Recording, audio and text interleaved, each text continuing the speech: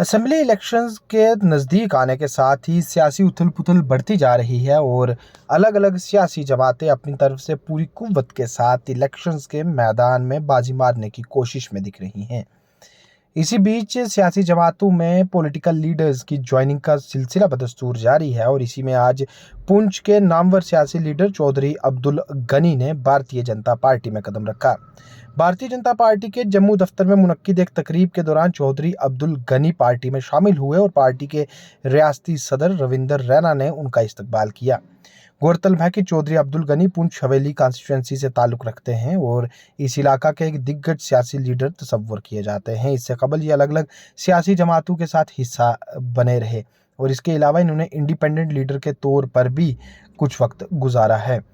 2 रोज़ कबल चौधरी अब्दुल गनी की एक तस्वीर union home minister Amit Shah के साथ भी सोशल मीडिया पर वायरल हुई थी, जिसके बाद सभी ये उम्मीद लगा रहे थे कि वो जल्द ही बीजेपी में हिस्सा लेने जा रहे हैं और आज उन्होंने बीजेपी की शमूलियत इख्तियार की।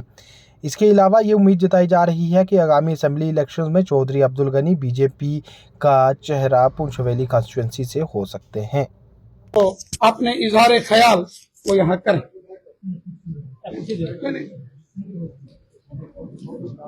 काबिल इज्जत जम्मू कश्मीर यूटी के भारतीय जनता पार्टी के प्रेसिडेंट मेरे बड़े भाई रविंदर रैना साहब, मेरे साथ आए हुए पुंछ हवेली हलका की बावजूर और बाशहूर अवाम, पंच, सरपंच, मेरे साथी बीडीसी चेयरमैन साहिबान, सरपंच साहिबान,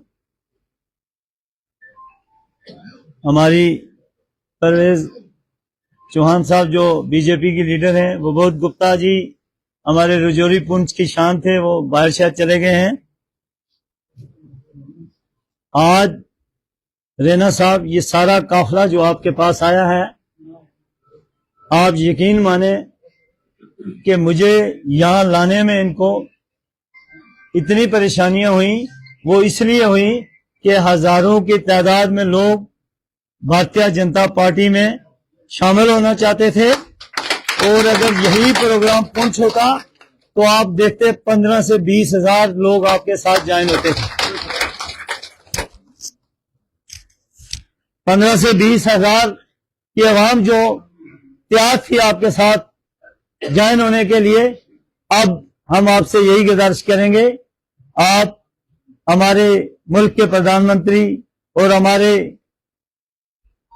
देश के होम मिनिस्टर जनाब अमित शाह साहब को, नड्डा साहब को और अपने तमाम दिल्ली के जितने भी बड़े बड़े लीडर हैं और स्टेट के, मैं सबको दावत देता हूं, आप पुंछ आएं।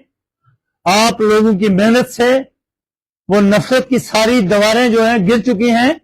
आज नफरत अगर बाकी रह गई है, वो सिर्फ कांग्रेस और नेशनल कॉन्फ्रेंस हो, उन जमातों के लीडरों के दिल में नफरत है, उनके पास कोई एजेंडा नहीं है। और खासकर रजौरी पुंछ को जितना इग्नोर किया गया उस लीडरशिप ने, वो तारीख में कहीं मिसाल नहीं मिलती।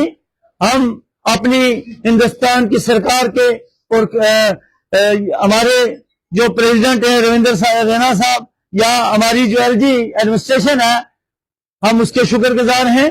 मैं एक सिस्टम के बीच हूं, मैंने इलेक्शन लड़ा, मेरी बेटी ने इलेक्शन लड़ा, हम डीडीसी कामयाब हुए और हमारे मध्य मुकाबले में भी हमारी जो टक्कर थी वो बीजेपी के लीडरान से थी, लेकिन वो दोनों हम दोनों भाई थे और हम पार्टी मुख्तलिफ पार्टियों होने की वजह से लड़े, लेकिन आज हम फिर एक हैं।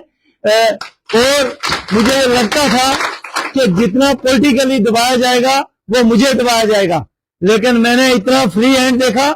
मैंने वो नारा प्रधानमंत्री का जो सबका साथ सबका विश्वास वाली बात थी, उसको प्रैक्टिकली जो है रजौरी पुंछ के अंदर अमल दरामद होते देखा है। वहां हमारे इलाका में 2 ही सबसे बड़ी बिरादरियां हैं, गुजर बिरादरी है, पहाड़ी बिरादरी है, जिसमें हिंदू बिरादरी भी आती है, सिख बिरादरी भी आती है। और दोनों बिरादरियों के अंदर इतना बड़ी कशीदगी हो चुकी थी इन पार्टियों की वजह से। जब इलेक्शन आता था इनको रिजर्वेशन भी याद आती थी, जब इलेक्शन आता था इनको बिरादरियां याद आती थी, जब इलेक्शन होता था इनको मजहब याद आते थे। और उसके का नुकसान किसने उठाया? रजौरी पुंछ के तमाम इलाका जात के जो बॉर्डरों पे बगैर वर्दी के हिंदुस्तान के सिपाही खड़े हैं, अपनी फौज के साथ शाना बिशाना हर जंग में डट के हमने दुश्मन का मुकाबला किया, उन लोगों ने खमियाजा भुगता है। रैना साहब, हम लोग तामीर तरक्की से कोसों दूर पिछड़ गए। जब से प्रधानमंत्री नरेंद्र मोदी साहब ने टेक ओवर किया है, मैं दावे से कहता हूं, अगर किसी को शक है वो मेरे साथ डिबेट कर ले, बाकी बड़े लीडरों को छोड़े, मेरे साथ डिबेट करें, मैं उनको बताता हूं कि 10 साल में क्या हुआ है ग्राउंड पे वो।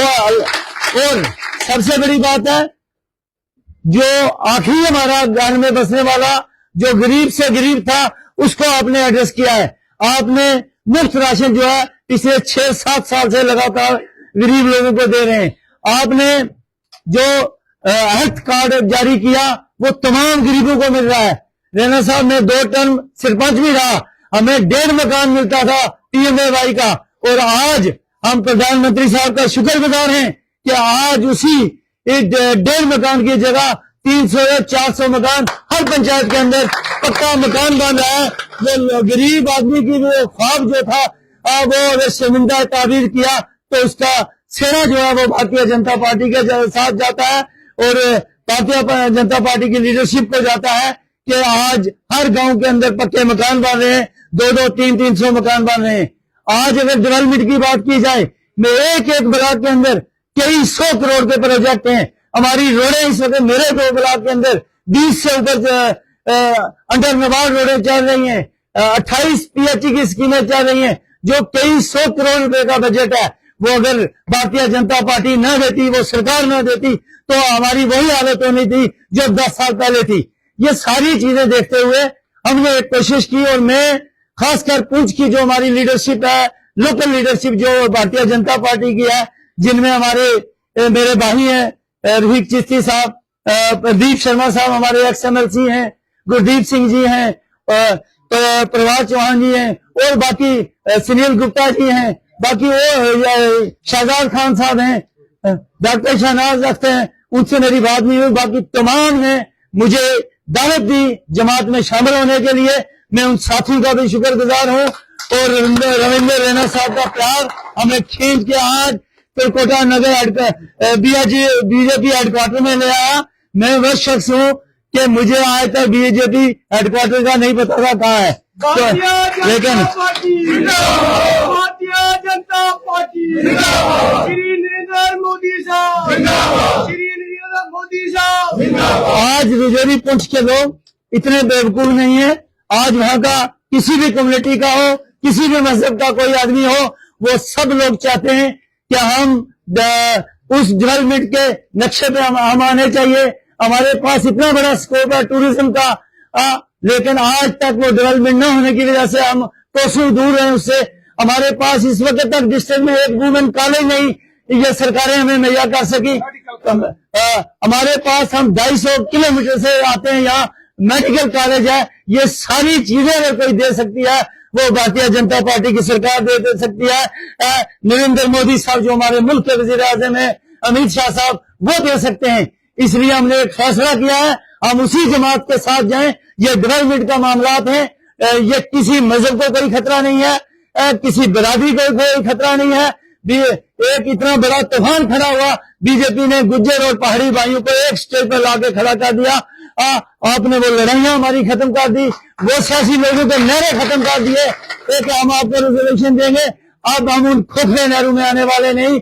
वो लोग आज भी दफा 370 या 35A की बातें करते हैं, हमने नुकसान उठाया, हमें फायदा नहीं मिला है। तो सबसे बड़ा नुकसान, और जितना भी हर बिरादरी को ऊपर उठाने के लिए काम किए हैं, वो सारी चीजें हमारे सामने थी। इसलिए आज हमने ये फैसला किया है, हम आज से मेरे जितने भी साथी जो यहाँ आए, जो यहाँ नहीं आ सके, पुंछ में हैं, आप जब वहां आएंगे वो भी हजारों की तादाद में आपके साथ ज्वाइन करेंगे।